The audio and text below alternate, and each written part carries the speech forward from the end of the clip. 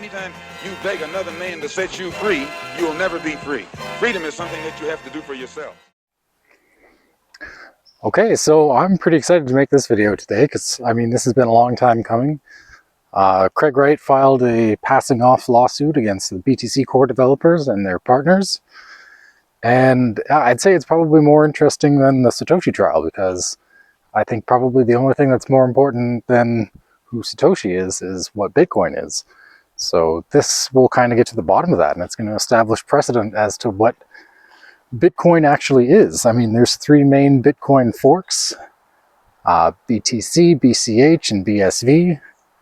And I mean, if you read through the claim, Craig is alleging that BTC is not Bitcoin, that it's misrepresenting itself as Bitcoin, and that BSV is the real Bitcoin, which I fully agree with. And if you read through his claim, he makes a solid case for it as well. I mean, I'll probably post little screenshots of it here.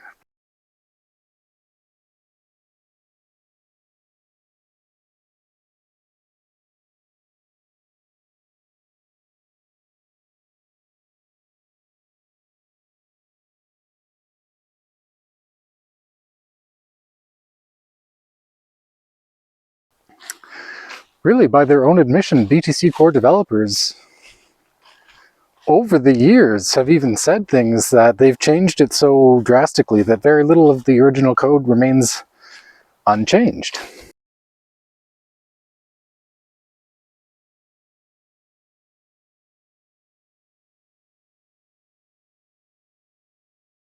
I mean, I'll post a little screenshot here of the chart presented by Dr. Wright in the filing of this claim.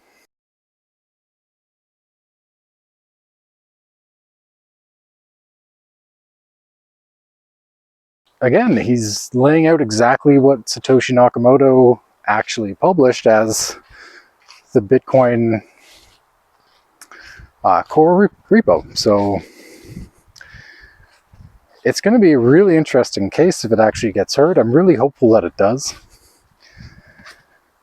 And really, this was the thing that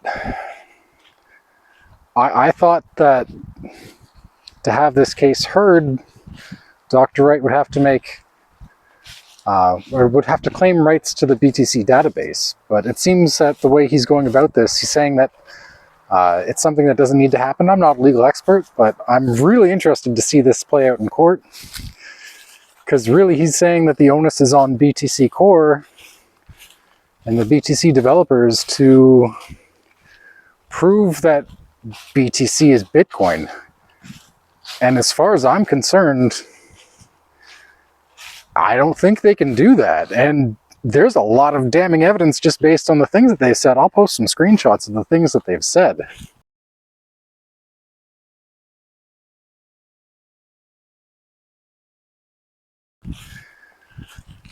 It's going to be very hard for these people to make that argument in court. I really think it's going to be quite the challenge for them to win this.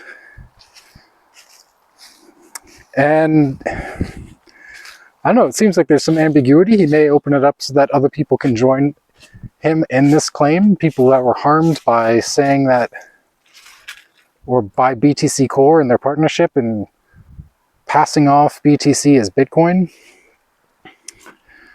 So, I mean, I would love to even participate in that. I would say that I've been harmed by this passing off fraud of BTC as Bitcoin. And I think there's a lot of people who, if this claim is successful, are going to also file suit that claim damages and say that they were harmed by this partnership and in their passing off of BTC as Bitcoin. I really think that this could start a cascade of lawsuits against this partnership and the various people involved. I really think that they've harmed an enormous number of people, and that in hijacking Bitcoin, not only did they change what Bitcoin was supposed to be and represent, changing the narrative from peer-to-peer electronic cash to digital gold, they hijacked the culture along with it. I mean, when you looked at what the Bitcoin community was like in the early days, it was a lot of libertarian, anarchist type people who really wanted to break free from the oppressive nature of our traditional financial system. And they wanted a sound, hard money that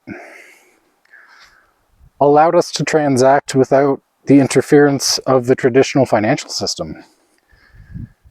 And when the narrative changed to digital gold shortly after they crippled it, you saw it change into a mechanism for just price speculation. People weren't interested in using it as peer-to-peer electronic cash for small casual transactions. And you even saw the BTC Core developers openly promoting that Bitcoin isn't supposed to be used that way, and that you should use credit cards instead, which is really, really, I mean, that's just insane. To suggest that you should have all these, or for these BTC Core developers to suggest that people should be using credit cards for their day-to-day transactions, for their cup of coffee in the morning, that completely ignores the point of what Bitcoin was. So I think it's going to be a very interesting court case if this gets heard in court. I really, really hope that it does. I mean, I'll post some of the screenshots here of a lot of these BTC guys saying just what I said here about using credit cards instead of using Bitcoin as payment.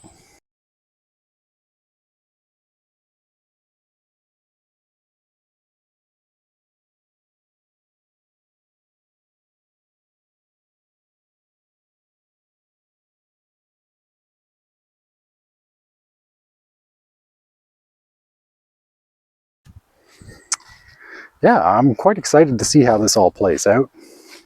It's probably the most exciting thing that's happened in the crypto space in a long time. I mean, Craig is claiming an enormous sum of damages.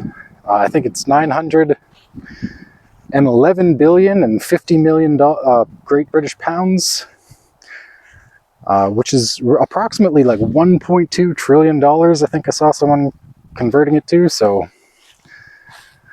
it's going to be something that could probably bankrupt a lot of the members of this partnership, depending on how, if he wins, the penalties are dealt out to the different members of the partnership. But yeah, it's just really exciting. I think it's going to be fun to watch. I'll definitely do a coverage of that trial for sure. And I mean, if it's opened up to a class action suit, I might participate in this as a claimant and claim damages myself. So yeah, we'll see. It's going to be pretty interesting. I don't know the legality of that. I may have to change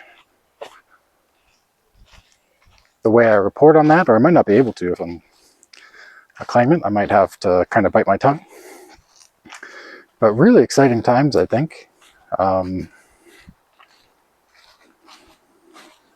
Yeah, I'm interested to see how this all plays out. And if you read through the claim, I mean, he makes the case that he's been harmed in many different ways, both in his reputation and in how he developed intellectual property before Bitcoin was hijacked, before it was fundamentally changed from what it was supposed to be. And that he created that intellectual property with the idea in mind that the protocol would be static, that it would be set in stone, that there wouldn't be changes to it. And really, I do think that it constitutes fraud, that they're still representing BTC as Bitcoin is fraud. It doesn't serve the purpose it was originally made to serve, and it's not capable of even doing that anymore. I mean, I'll post a screenshot here. Just yesterday, the transaction fees were like $26, $27. That's US dollars, so I mean, it's like over $30 Canadian, and really that kind of rules out the idea that you're going to use that to buy your cup of coffee in the morning for any sort of small casual transaction. It's a fraud. It's blatant fraud. And anyone who's really being honest with himself, I think, has to agree with that. But there's a lot of people that aren't willing to be honest with themselves because they want to just protect their investments and pump their bags. And like I said, I think this will set off a cascade of legal battles if Dr. Wright is successful in this and is able to prove in court that BTC developers are passing off BTC as Bitcoin. Because really, it's going to show everyone in the world that they've been lying to people since they made these fundamental changes to Bitcoin. And there's going to be a lot of angry people, especially if a lot of these entities go bankrupt as a result of having to pay out the sum of the damages that he's claiming. And I would imagine that he probably won't be awarded that sum, but it could be a large enough sum of money that he actually gets a lot of these people to file for bankruptcy and have to liquidate their assets, liquidate the crypto that they hold in order to pay out this claim. So yeah, I mean, it would be really nice to have this whole thing settled in a court of law as to what exactly is Bitcoin, what defines Bitcoin. And I think it's really going to come down to how Satoshi, regardless of whether or not it's Craig, how Satoshi Nakamoto defined Bitcoin. And again, these people in BTC Core, they've largely said they've changed it fundamentally since then. So I think they'll have a really challenging time in court proving that BTC is Bitcoin. And yeah, I'm really excited. I'll probably do more in-depth analysis of the claim. It'll be a more boring video, but I'll go through key points in the claim document that I find interesting. And yeah, hopefully he gets a victory on this, because I think it's honestly more important than who Satoshi is what is Bitcoin?